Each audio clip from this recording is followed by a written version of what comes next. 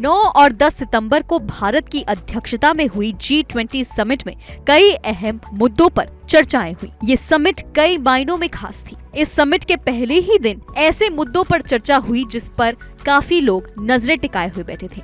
इन अहम मुद्दों में एक मुद्दा था क्रिप्टो करेंसी का मुद्दा। G20 समिट के पहले ही दिन ये रुख साफ हो गया था कि क्रिप्टो करेंसी का भविष्य कैसा रहने वाला है।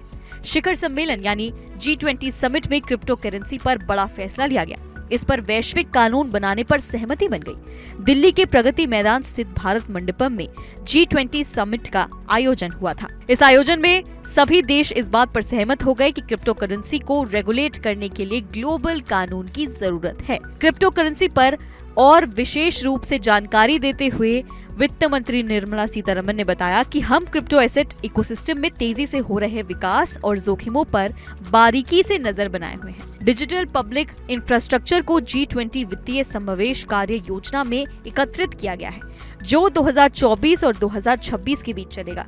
उन्होंने कहा कि क्रिप्टो परिस्थितियों पर स्पष्ट नीति के लिए वैश्विक प्रयासों ने भारत की अध्यक्षता के दौरान गति पकड़ी है। इस पर वैश्विक सहमति भी बन रही है।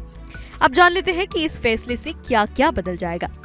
दरअसल दिल्ली में हुए G20 समिट में विकासशील और विकसित देशों के नेताओं ने 21वीं सदी की जरूरतों के अनुरूप वैश्विक स्तर पर निष्पक्ष, टिकाऊ और आधुनिक अंतर्राष्ट्रीय टैक्स सिस्टम की दिशा में सहयोग जारी रखने की प्रतिबद्धता दोहराई है। सर्वसहमति से पारित G20 नेताओं ने नई दिल्ली लीडर्स समिट डिक्लेरेशन के अनुसार कहा कि वो इंस्टेंट एग्जीक्यूशन और CRS में बदलाव का आह्वान करेंगे। अब इसका मतलब क्या होता है? इसका मतलब ये होता है कि कई कंट्रीज अगर सहमत हो जाती हैं तो क्रिप्टो करेंसी को कई देशों में लीगल कर दिया जाएगा। आपको बता दें कि अगर हम भारत की बात करें तो भारत में क्रिप्टो करेंसीज अलाउड हैं।